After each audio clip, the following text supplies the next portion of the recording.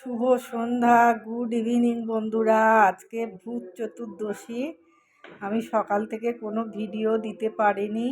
আমাদের বাড়ির সামনেই পূজা হচ্ছে, এত মাইকের আওয়াজ আসছে। এখন একটু আওয়াজটা কম বলে আমি এই ভিডিওটা বানাচ্ছি। এখন বাজে 7টা বাজতে 5 মিনিট বাকি।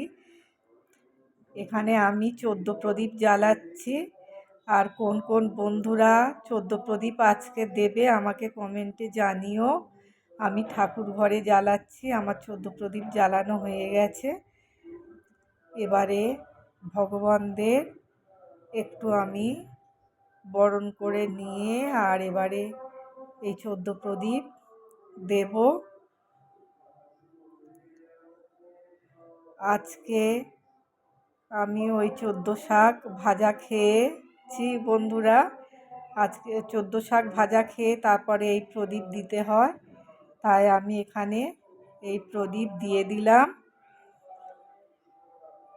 সন্ধেবেলা আজকে পোস্ট করা হয়নি, সকালবেলা পোস্ট করেছিলাম, দুপুরে পোস্ট করেছি।